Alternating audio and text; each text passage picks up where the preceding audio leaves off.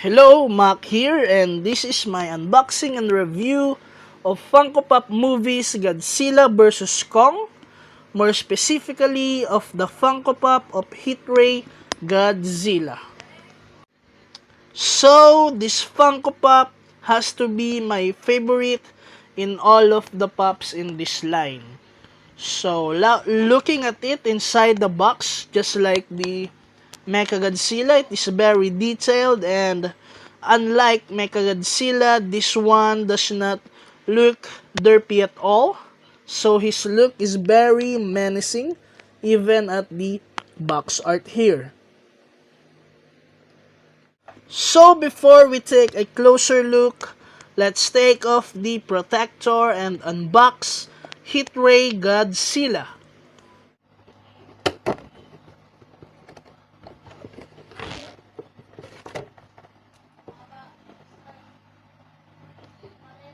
So here's the box. A cool box art here at the side. The back of the box where it contains the other Funko Pops in this line. At the side, a cool box art. And at the top of the box. Now, let's unbox Hitray Godzilla. Now, with my trusted unboxer,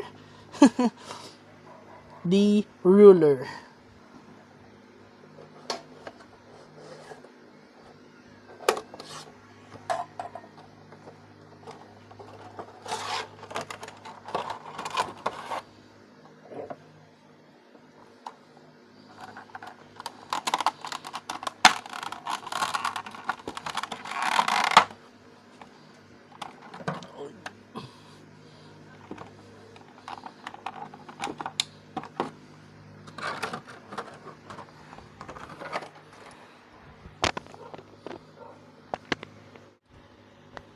So, here is Godzilla out of the box and ready to destroy the Apex and Monarch industry. So, I gotta say that the details of this Funko Pop is very amazing. It's like a real skin of a reptile with some bumps, as you can see. Also, it is separated with two shades of color.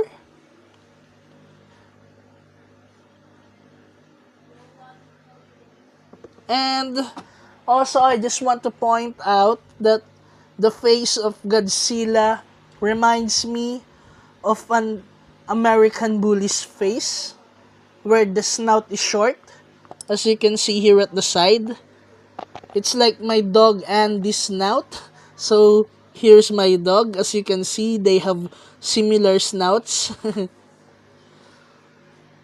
Also, you can see his eyes inside his mouth and his dorsal fins from his back all the way to his tail. It is glowing a blue color. Maybe the pose is ready to throw down some heat ray here.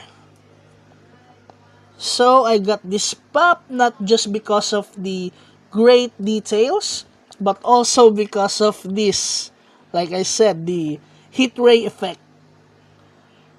So, Heat Ray is one of Godzilla's strongest and devastating attack on his arsenal. And if you watch the Monsterverse or the film Godzilla King of Monsters or the first one, he is always using the Heat Ray with like I think they call it the Kiss of Death. I'm not really sure. Where he opens the mouth of his enemy and blasts it with some heat ray. Even if I'm Team Kong, well, I know that Kong won't stand a chance with Godzilla. Also, this Funko Pop has a glow-in-the-dark release, though I don't know if they are available here in the Philippines. But the glow in the dark of that Funko Pop, I think, is the Heat Ray the eyes, and I think the dorsal fins here. Now let's put the heat ray at the mouth of Godzilla here. So there's a hole here for us to put the heat ray. And let's proceed to the comparison of this Funko Pop to the source material. So here's the head.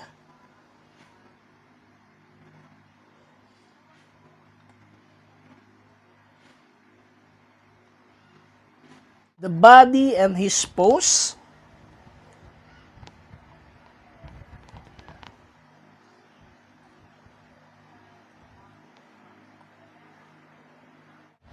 Now let's compare him with his enemy and ally, Kong with Battle Axe Funko Pop. So I think they are of the same size.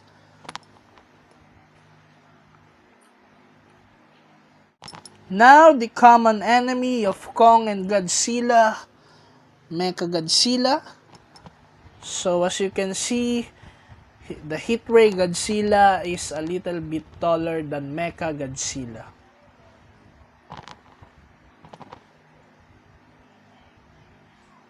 Next, let's compare him with other toys. Now with my Ban Presto Cleaning Levi.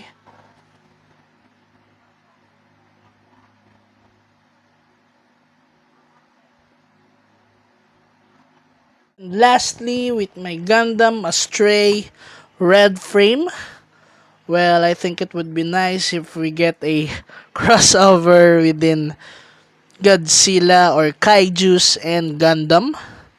So, well, let's hope for the best on the future.